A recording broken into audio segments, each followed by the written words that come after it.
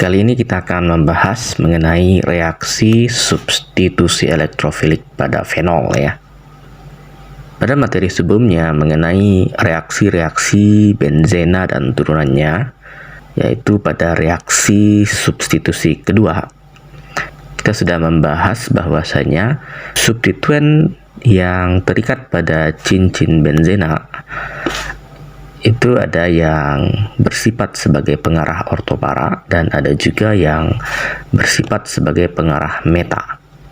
Dalam hal ini, gugus OH pada senyawa fenol ya, itu bertindak sebagai pengarah ortopara. Artinya apa? Ketika ada elektrofil atau substituen kedua yang ingin masuk, maka elektrofil atau substituen kedua itu dapat masuk pada posisi orto di sini ya, posisi 1, 2, dan kemungkinan lainnya bisa juga masuk pada posisi para ya, atau posisi 1, 4 ya. Jadi 1, 2, 3, 4. Nah, ketika dia masuk di posisi orto, atau saya simbolkan dengan O di sini, maka akan dihasilkan produk orto seperti ini ya. Sini kita bisa perhatikan bahwa elektrofil atau substituen kedua masuk pada posisi orto atau 1, 2. Nah, ketika elektrofil atau substituen kedua tadi masuk di posisi para atau saya simbolkan dengan P di sini ya, maka nantinya akan dihasilkan produk para ya, yang strukturnya seperti ini. Nah, sehingga reaksi substitusi elektrofilik fenol itu akan menghasilkan suatu campuran produk ya, produk orto dan para.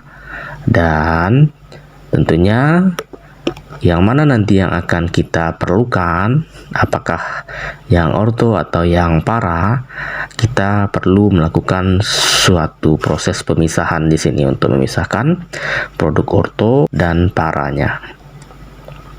Nah, selain bertindak sebagai gugus pengarah orto para, gugus OH pada senyawa fenol juga bersifat sebagai gugus pengaktifasi.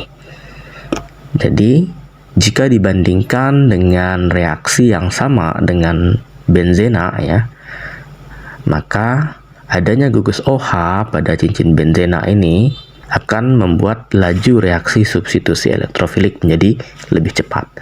Jadi misalkan ketika saudara punya benzena direaksikan dengan asam nitrat dan asam sulfat ya, reaksi nitrasi, dibandingkan dengan ketika saudara punya fenol direaksikan dengan asam nitrat dan asam sulfat, maka reaksi nitrasi fenol memasukkan gugus nitro ke dalam fenol itu akan berlangsung lebih cepat dibandingkan dengan reaksi nitrasi pada benzena. Nah, sebagai turunan benzena, fenol juga dapat mengalami berbagai macam reaksi substitusi elektrofilik aromatik ya, mulai dari halogenasi ya, nitrasi, alkilasi, asilasi ya, sulfonasi dan lainnya. Nah, ini ada soal latihan. Silahkan tuliskan produk reaksi substitusi elektrofilik pada senyawa fenol di bawah ini ya. Yang pertama, fenol direaksikan dengan metil klorida ya, itu akan menghasilkan produk A. Produk A ini tentunya merupakan campuran produk orto dan para. Jadi silakan digambarkan produk ortonya seperti apa strukturnya dan produk paranya seperti apa strukturnya. Nah, kemudian fenol direaksikan dengan asam nitrat ya. Silahkan digambarkan struktur produk ortonya dan juga struktur produk paranya. Nah, silahkan dikerjakan untuk yang C, D, E, dan F juga ya. Nah, jawab soal ini berdasarkan materi reaksi-reaksi benzena dan turunannya yang telah dipelajari sebelumnya. Setelah selesai menjawab, cek jawaban Anda dengan kunci jawaban yang tersedia pada slide setelah ini.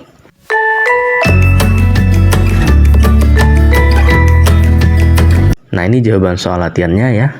Jadi Ketika fenol direaksikan dengan metil klorida, yang maka yang akan masuk ke dalam cincin aromatik dari fenol ini adalah gugus alkilnya. Dalam hal ini adalah gugus metilnya.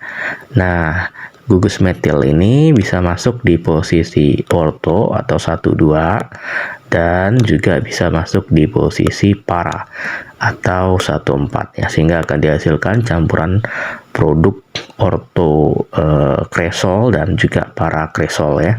Nah, reaksi ini disebut alkilasi fenol, memasukkan gugus alkil, dalam hal ini adalah gugus metil, ke dalam cincin aromatik fenol.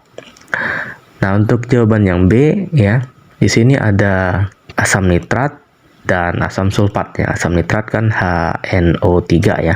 Di sini OH-nya dijabarkan ya. Karena nanti akan masuk ke dalam cincin aromatik fenol adalah gugus nitronya atau NO2. Dan sama halnya dengan reaksi yang pertama atau yang A tadi ya. Dikarenakan gugus OH ini adalah pengarah orto para ya, maka gugus nitro akan masuk pada dua kemungkinan ya, ada di posisi orto 1,2 dan di posisi para 1,4 ya. Nah, reaksi ini disebut nitrasi fenol ya, memasukkan gugus nitro ke dalam cincin aromatik senyawa fenol ya, menggunakan reaksi asam nitrat dan asam sulfat.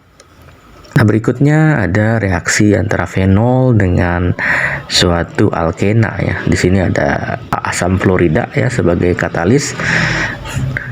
Maka nanti yang akan masuk adalah tersier butil ya. Nah, kenapa bisa masuk tersier butil? Nanti ikatan pi ini akan menyerang H dari HF ya. Kemudian H-nya masuk mengikuti aturan Markovnikov, berarti H-nya masuk di mana? Nah, di karbon yang nomor 1 atau karbon nomor 2 ya. H-nya masuk di karbon nomor 1, sehingga yang di karbon nomor 2 menjadi karbokation ya. Nah, nanti karbokation ini akan diserang oleh ikatan pi yang ada pada cincin aromatik fenol ya. Bisa masuk di posisi orto 1,2 ini ya, dan bisa masuk di posisi 1,4 ya, seperti ini. Nah, reaksi ini juga disebut alkilasi fenol ya, karena memasukkan gugus alkil ke dalam cincin aromatik senyawa fenol. Namun berbeda dengan yang A. Kalau yang A itu menggunakan alkil halida dengan katalis aluminium klorida, yang C kita menggunakan alkena dengan katalis asam fluorida. Nah, untuk yang D sama ya, gugus asil yang saya tandai warna merah ini itu bisa masuk pada posisi orto dan juga bisa masuk di posisi para. Reaksi ini disebut asilasi fenol ya. Nah, yang E ini disebut reaksi sulfonasi, yang masuk adalah gugus sulfonat ya, SO3H. Masuknya sama nih, bisa di posisi orto dan juga bisa di posisi para. Begitu juga yang F ya, ini brominasi, maka BR-nya nanti itu bisa masuk di posisi orto ya 1,2 dan juga bisa di posisi para. Nah, sehingga akan dihasilkan campuran produk orto dan para ya. Nah, lantas apa aplikasi dari reaksi substitusi elektrofilik fenol ini di dalam industri farmasi? Sangat banyak sekali ya. Namun tentunya itu nanti akan dibahas lebih lanjut pada mata kuliah sintesa obat ya. Di sini akan dibahas beberapa saja ya. Yang pertama, reaksi alkilasi pada senyawa fenol itu sangat penting dalam sintesis BHT, butylated hydroxytoluen ya, suatu antioksidan sintetik ya. Di sini kita bisa perhatikan BHT ini memiliki struktur seperti ini ya. Jadi kita bisa perhatikan ada bagian yang berasal dari fenolnya. Jadi bahan bakunya nih fenol ya. Nah, fenol direaksikan dengan metil klorida menggunakan katalis aluminium klorida ya, maka akan dihasilkan para kresol. Dalam hal ini gugus metilnya masuk di posisi para. Ya, tapi ketika ditanya pada saat saudara mengubah atau mengkonversi fenol menjadi parakresol, apakah akan ada kemungkinan dihasilkan produk lainnya? Ya, jawabannya tentu ada. Apa produk lainnya? Ortokresol, ketika gugus metilnya masuk di posisi orto dari gugus OH-nya ya.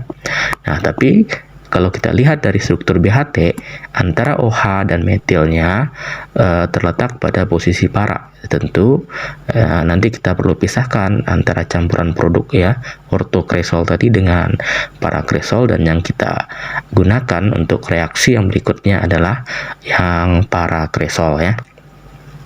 Nah, berikutnya ketika parakresol direaksikan dengan 2 ekivalen 2 metil propenal dengan kehadiran asam fluorida ya, maka kedua gugus tersier butil akan masuk ke posisi orto dari gugus OH. Kenapa? Karena sifat pengarah ortopara dari gugus OH itu lebih kuat dibandingkan sifat pengarah ortopara dari gugus metil. Dalam hal ini kedua tersier butilnya akan masuk di posisi orto ya dari gugus OH 1 2. Ke kiri ini juga 1 2 ya, sama-sama di posisi orto dari gugus OH. Karena di posisi para sudah tidak memungkinkan lagi. Kenapa? Di posisi para ada gugus metilnya. Nah, kemudian yang kedua ya, reaksi substitusi elektrofilik pada senyawa fenol ini sangat penting dalam sintesis PCT ya, paracetamol, yang merupakan suatu analgetik dan antipiretik yang nantinya akan saudara pelajari di mata kuliah yang lain ya. Dalam hal ini ketika kita memperhatikan struktur PCT ya atau paracetamol, saudara akan perhatikan bahwa pada strukturnya terdapat bagian yang berasal dari fenol ya. Nah, sehingga dapat kita simpulkan bahwa PCT bisa dibuat dari fenol. Nah, bagaimana PCT bisa dibuat dari fenol ya? Ada beberapa reaksi yang harus dilalui. Yang pertama, kita bisa mengubah fenol menjadi para-nitrofenol dengan cara mereaksikan fenol dengan asam nitrat dan asam sulfat ya. Maka dalam hal ini yang akan masuk adalah gugus NO2 atau gugus nitronya. Nah, di sini juga kita bisa ambil kesimpulan bahwa selain terbentuk para-nitrofenol juga bisa terbentuk ortonitrofenol ya. Nah, senyawa yang mana yang akan kita gunakan dalam sintesis paracetamol? Apakah para-nitrofenol atau ortonitrofenol? Yang akan kita gunakan adalah para-nitrofenol. Nah, kenapa? Karena kita bisa perhatikan struktur dari PCT ya. Antara gugus OH dan N-nya itu berada pada posisi para. Maka dalam hal ini yang akan kita gunakan adalah para-nitrofenol, bukan ortonitrofenol ya. Jadi setelah kita lakukan pemisahan antara ortonitrofenol dan para-nitrofenol, maka selanjutnya gugus NO2-nya ini kita reduksi dengan logam Sn dalam suasana asam ya. Selain logam Sn, kita bisa gunakan logam besi atau Fe, atau kita juga bisa gunakan gas hidrogen dengan katalis vanadium karbon ya. Dalam hal ini saudara bisa perhatikan gugus NO2 pada para-nitrofenol itu akan diubah menjadi gugus amino, sehingga akan dihasilkan senyawa para-aminofenol. Nah, selanjutnya akan dilakukan reaksi N-asetilasi pada gugus aminofenol ini sehingga akan dihasilkan paracetamol ya. Di sini kita perhatikan yang masuk pada gugus N-nya adalah gugus asetil sehingga reaksinya disebut asetilasi. Nah, mengenai reaksi asetilasi ini juga banyak peranannya di dalam sintesis berbagai macam bahan kimia obat, dan itu akan dipelajari lebih lanjut nanti di mata kuliah sintesa obatnya.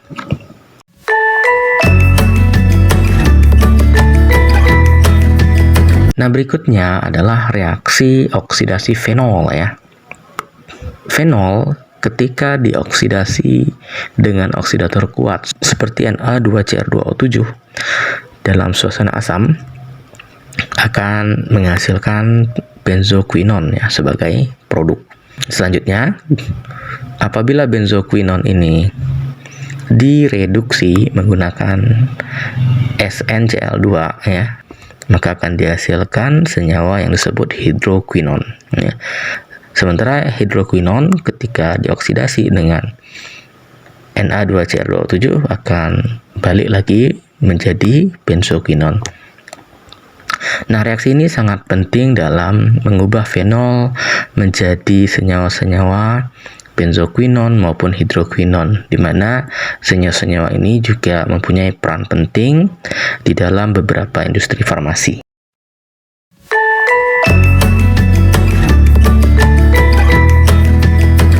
Yang terakhir adalah reaksi fenol dengan larutan FeCl3. Jadi senyawa fenol ini jika direaksikan dengan larutan FeCl3, biasanya larutan FeCl3 1%, maka akan membentuk senyawa kompleks yang berwarna ungu ya. Ini dihasilkan dari reaksi antara gugus OH pada senyawa fenol ya dengan atom Fe dari besi 3 klorida ya. Jadi akan terbentuk senyawa kompleks di mana Fe sebagai atom pusat, sedangkan sebagai ligannya adalah fenolatnya. Jadi ini sebagai ligan. Nah, demikianlah reaksi-reaksi fenol yang kita bahas pada video ini. Semoga bermanfaat dan dapat memberikan ilmu baru untuk saudara. Sampai jumpa pada video berikutnya.